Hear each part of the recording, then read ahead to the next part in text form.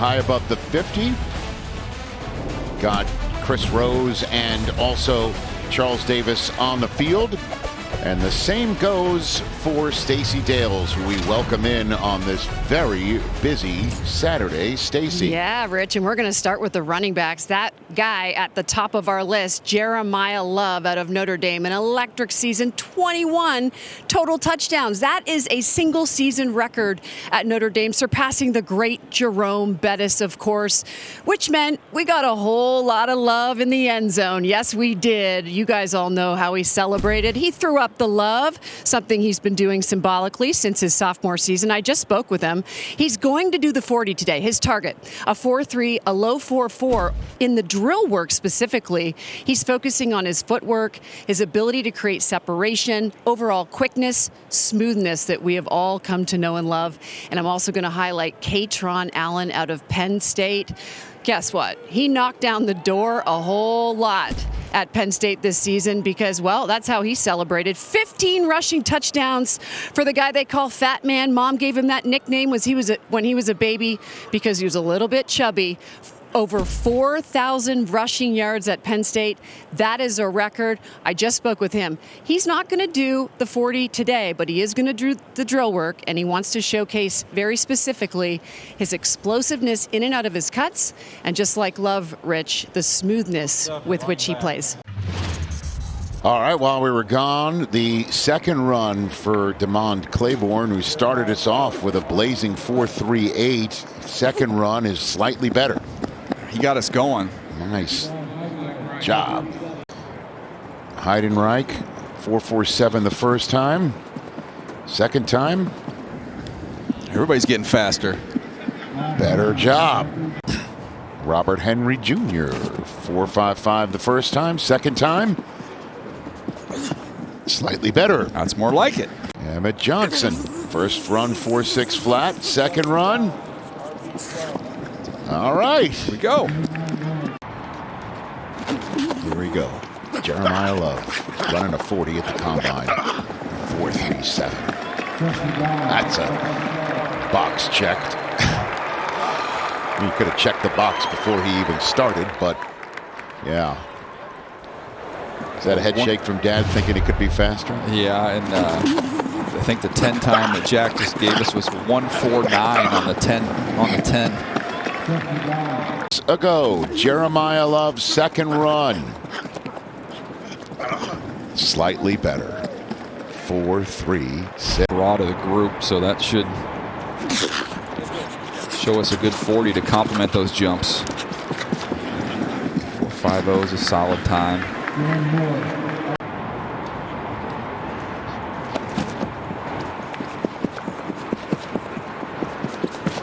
4.43. It's a great time for him. He has that style where he'll kind of ease to the line of scrimmage and then burst. But I was curious to see what the top end number was going to look like. That's fantastic.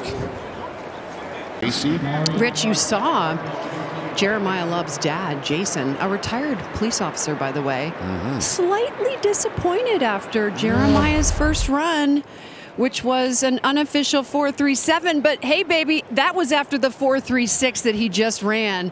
And I will add this, Rich. How about dad and son collaborating to create a comic book together called The Jeremonster to tell Jeremiah's story? He's basically a superhero character.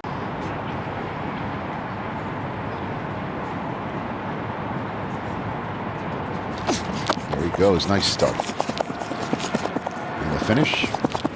4.5 flat. He was kind of just cruising to a 4.5 flat. He can go faster. That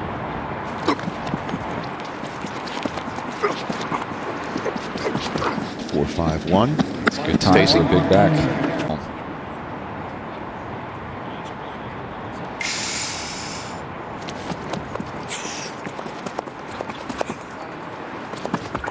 Well, guess where else he looks fast?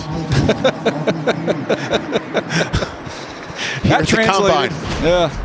Now we get to see the on-field drills of running backs, and the two Fighting Irish will be out there. Hopefully, you will be where you are. Come hang with us for a very long time today, why don't you? Because the quarterbacks and wide receivers are still to come.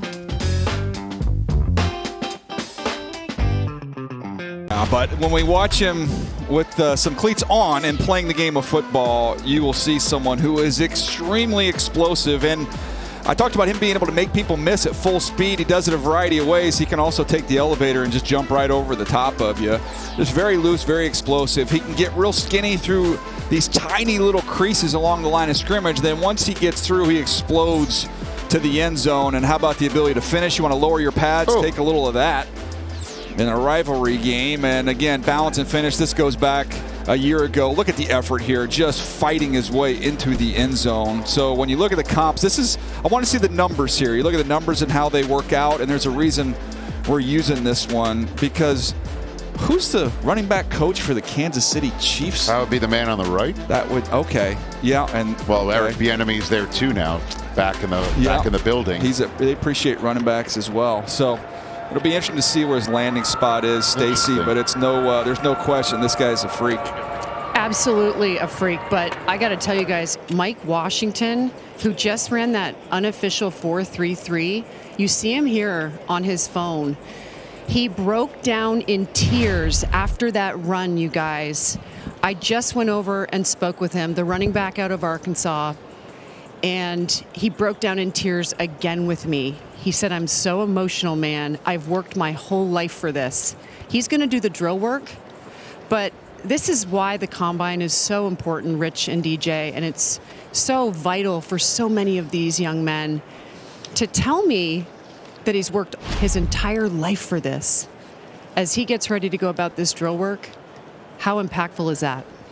And then just to give a little bit more voice to it, Stacy, I mean, the amount of time and in the weeks since season being over to here, it's nonstop focus on a moment just like that, right there, that 40-yard stripe, thinking about it, working on it, working it, visualizing it, then completing it. That leads to the tears too, the emotion. Yeah, and we were coming off the Olympics. It has an Olympic feel with all that buildup, and then it's not like a game where you're going to get more carries and more touches and more opportunities. Right. You only get to go on that line twice. So all that hard work, all that pressure mounting, and to deliver in a major way. Yeah, I remember DK got emotional when he was out here working out. So we see it. It's cool. It shows you these guys really care. Here's Katron Allen, who Stacy started our broadcast featuring. He did not run a 40, but he's going to start with the off-tackle recognition drill, the first on-field drill for the running backs at the combine. Good nice. Finish. This is a good chance to, it's just replicating. You're able to read a block here once you get through the bags. There we go. You got to read two of them. Quarterback, toes to 7. Good. Claiborne's a fun player. He's got a lot of juice. Here's C.J. Donaldson, didn't run a 40, but the Buckeye going through the drills here. Around the cones there. CD, you're a Claiborne fan as well. I'm a huge Claiborne fan. Remember Kenneth Walker began his college career at Wake Forest before going to Michigan State. But I just love what we just saw with Claiborne. And Donaldson with Ohio State, bigger back.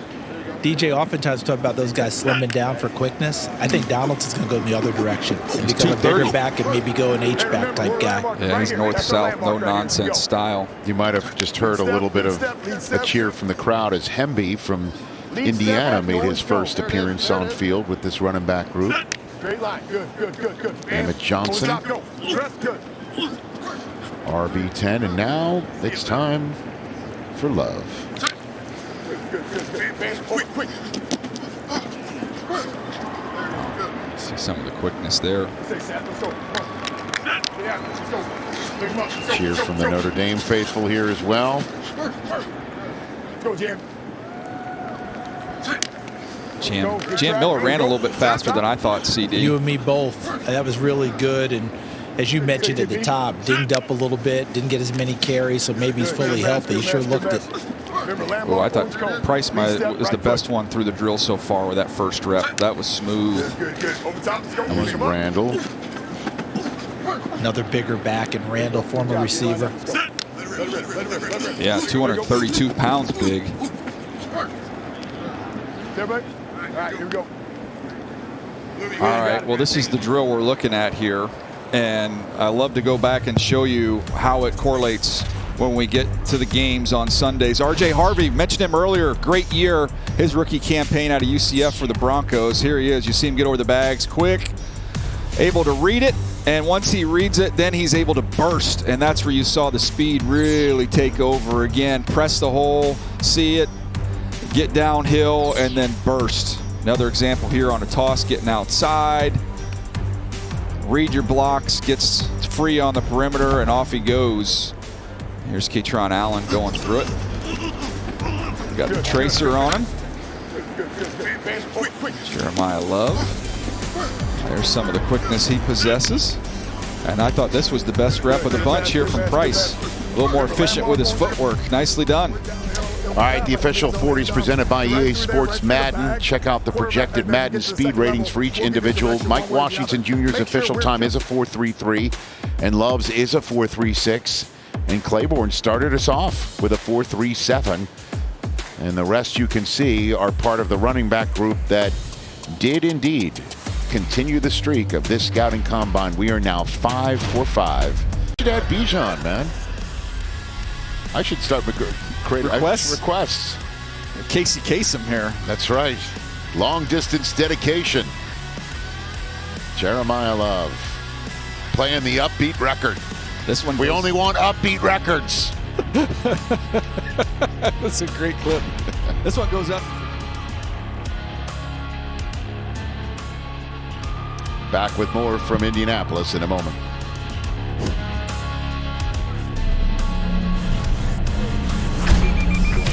His teammate Jeremiah Love's video. Let's get to Price. And very worthy of being one of the top backs. In fact, I have him the second one. The ability to see and play off blocks. He's got really good vision and feel. He's explosive downhill. There's that suddenness, that initial burst that he possesses. He's slippery and elusive. He can make you miss in tight quarters. There's a lot of highlights for Notre Dame against Pitt in this game, by the way. Malachi Fields has a bunch coming your way this afternoon. Here's another example of just how slippery and elusive he is once he gets out there in the open field. And you see Pollard with the numbers, very similar there. And I think he's going to be a nice piece of a running back room. You compliment him, and you really got something. That was a heck of a room they had at Notre Dame. You have the Texans who had Woody Marks burst through a little bit. Nick Chubb could use maybe another back in that room. Depth is the deal too. These teams want to have a couple different guys. Just watching the running backs run routes here. One of the greatest workouts I've ever seen at a combine was McCaffrey, right? Like Christian After McCaffrey. everybody was leaving, he went out there and he ran the whole receiver route free. He did it all. Incredible. And it was as good as any receiver at that combine. If not the best. Yeah, it was incredible. And we saw it play out. And of course the conversation at the time was a combo of, can he run inside? And is he a good teammate because he tapped out of the Sun Bowl? Remember that? Hilarious. It was him and Solomon Thomas, right, that didn't play in that Sun Bowl. Or no, maybe Solomon Thomas did play. It was a whole discussion. There's a whole to-do. Like, would you draft him? Is he a good teammate? Yeah. Ridiculous. Guys, they were the beginning of all that, remember? Yeah. That was the beginning of all that discussion. And for a while, it got lost that McCaffrey tapped out because Leonard Fournette tapped out from LSU. Then they both go in the top 10 of the draft, and we started a whole new thing. You're not playing the bowl game. But real quick on this, DJ, as they get to that corner, watching them corner to turn back inside to catch the ball, that's a lot of what you want to see, that smooth transition from going outside to cutting back inside and how guys are coming inside and catching the ball. Jam Miller's having a heck of a workout. He really is. He's done a nice job. Heidenreich did exactly what you would expect for a guy who thinks going to be a slot. All right, I know he slipped. I don't care because he recovered and made an unbelievable catch. And Randall should be pretty good. This is a former receiver. Ironically, though, with him, see, he had 6 drops this year. I know. And then I figured out maybe that's why they moved him to running back. Hey, he goes from receiver inside, and your guy Cameron from Baylor, another big plus-size receiver. One guy who's not in the field workout right now, but I want to highlight just because when you're having these long days and you're watching all these guys, getting 100-plus guys watched, and sometimes it gets a little slow. And then every now and then you see a play that can pick you up for a couple hours. It's just like football caffeine. And when I was watching Noah Whittington from Oregon, this is by far my favorite play that I saw from a running back in this cycle. Wow, what a setup. I might have rewound it 15 times. I probably texted it to a handful of people, but here he is against Minnesota. What's the big deal here? He's just going to get tackled. I mean, there's 1, 2, 3, 4 guys. Literally in 4 here. around him, I mean, yeah. he's sandwiched. This runs. Oh, here come a couple more. Maybe a couple more guys. Wait, hold on. He's still going? Oh, yeah, he's still going. He's going all the way to the end zone. We'll see it from another angle here. This is my favorite run of the entire draft cycle right here. This is not supposed to happen. How the heck did he get out of here? Was it late in the game and they were trying to rip the ball out or something? Or? That part I don't remember. Okay, cool. But that I do remember. In terms of the lower strength and power, how Nice about Devontae name. Freeman? Yeah, he was fun to watch. Yeah, just Devontae. so low to the ground you couldn't get to him. Yeah. He's that low center of gravity. Is he taking it in there? Get a chance to take it in the highlight, put a smile on his face. Well, we thought it'd be all about the 2 kids from Notre Dame, and to some degree it was certainly at the beginning of that, and we'll talk about Jeremiah Love in a bit. But what about his running mate there out of South Bend? What'd you think of Jadarian Price? I thought Jadarian Price was terrific, and Daniel Jeremiah, our colleague, kept mentioning on the field in the drills, he might have been the best in show, as DJ likes to say. Look at the vision, the ability to just change direction so smoothly as they get, okay, which way? Okay, bag's there, this way I go. And then, of course, accelerating and finishing. Now he's going through the Deuce Staley drill. Being able to keep your eyes up, your feet moving, understanding where you are, having spatial awareness, catching the ball in the backfield. Hadn't had to do as much of that because Jeremiah Love would stay on the field and take some of those. And even when he slips, the body control is so good that he is up and moving, and that slip doesn't even bother him as he catches the ball and gets upfield. I thought he was terrific. Well, here he is. The question is, how high will he go in the draft, Charles? I don't think a lot of teams can afford to pass on this guy. No. That conversation about where he goes, and I put him 18th in my first mock draft just because that was not a smart move. Why, because you wanted to rile up the troops? Well, it just wasn't a smart play on my part because he's not getting down there. We had the conversation, just how far can he go? Kansas City would love him at 9. I don't think they even have a sniff of getting him at 9. We could be talking about inside the top 5 now with Jeremiah Love. Ashton Genty, the top runner in last year's draft, went 6 to the Raiders. I can't see Jeremiah Love going past that. I mean, it's going to be a very interesting deal about how you pair him, how you use him. And it's going to be a lot of fun to see because he can do it all. And it'd be fun to see what people say. How they rated Genty last year versus how they rate Love this year. I could easily see people having Love. How do you do that, by the way? You do? You think Love is? I think people may have a little bit because of what we're seeing right there. The ability to catch. Careful though. Out of the backfield. Sorry. Not that Genty can't. He's very good at everything. But this kid seems just a touch smoother in what he's doing. Let's clean up the towels a little bit on the sideline, if you don't mind. Patrona Allen out of Penn State. Mile 6. Yeah, Happy Valley to Happy Feet. Look, remember he's had a backfield duo, he and Nicholas Singleton. And they wreaked a lot of havoc during their time there. Allen healthy and able to go. Singleton did not do any of his drills, didn't run the 40, trying to get himself healthy after a recent injury. But now you see it Allen and what he was able to do. Look at that nice little move, work his way inside, catch the ball, get upfield. Heavy-duty runner. Guy's used to having the ball in his hands, used to eating carries. He would love to go to a high-volume running football team. All right, Mr. Heidenreich was really interesting, obviously, from the Naval Academy. I didn't like him at all, did I? No, not one bit. Did that come through at all? I thought maybe you were working as an agent for him a little Was I bit. able to hold it down a little bit about Eli Heidenreich? Loved him on tape. Loved him even better here in person. He's working with the running backs for the running back drill, so he will touch the football and have it in his hands as he did at Navy. But I think he's a slot back all day long. Put him in the slot. Let him operate. He can run the jet sweeps for you as well. Get him in the space, let him catch the football. And we saw all that on display in the flex bone offense that Navy has run. This kid is something. Then what did he run? 4.47? 4.46? He runs well, catches it well. Look how easy it is with the hands, turning the ball, turning upfield. I bet you can use him in the return game as well. Yeah, led the midshipmen, by the way, receiving yards in a single season with almost 950. Oh, if we only had the body control of Jeremiah Love. If I could be that guy. Now, this guy was fun. Yeah, I mean, we didn't see a ton of him. Well, first of all, because he ran this so fast. Yeah. What do you think overall? I mean, how much does this help him? I think it really opens up some eyes on him. I'm sure the scouts, who've done their homework, they knew that he was fast. Wow. But 4.33 fast, that tells me right there, that reaction, that he didn't think that he was that fast. right? This was a heck of a day for him, and we've seen this happen before. I believe his comp is Omarion Hampton, who went in the first round last year to the Chargers, had a big year before getting hurt. Look at how that matches up. Look at the 40-yard dash versus Hampton's. Everything else, almost an exact replica as you go down the board. But here's my kicker. Stacey Dales did a great job chronicling Mike Washington Jr., all right? The emotion of running the 4.33, what it takes. I thought he would do the field drills. He elected not to. That's entirely up to him. I thought he'd carry that momentum forward. Again, up to him. But here's the best part about his game. New Mexico State, University of Buffalo, Arkansas. By far, Arkansas is in the SEC. There's your toughest competition. Chris Rose, where do you have his best year? The SEC. So when that kid just keeps elevating his game and playing his best against the best, that gets my attention. He had a great Senior Bowl week as well. And as you sit there and you're a fan of a particular team, you say, well, we can always wait on running backs. I do want to reemphasize this point that 8 of the top 10 rushers in the NFL last year were drafted in either round 1 or 2. So you better get them. Those elite guys, they don't stick around real long. All right, let's check out more of the broads and verts here at the 2026 NFL Scouting Combine. These are always fun and always so important as well.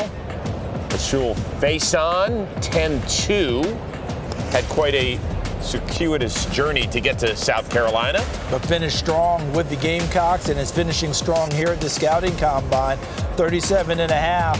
I know we've seen these 43.5s and 45s, but don't sleep on 37.5. That's very good. And Seth McGowan, a list of runners during Mark Stoops' time in Kentucky with a big offensive line. Look at that 42.5. The big blue wall, he's the latest in that line of Benny Snell and Chris Rodriguez. And now Seth McGowan getting his opportunity as a big, strong physical back. And you figure with Washington blazing a trail on the 40 the way he did, 10-8 on the broad, 39 inches on the vert as well. The explosiveness, obviously all there. It all comes together, doesn't it? The numbers correlate.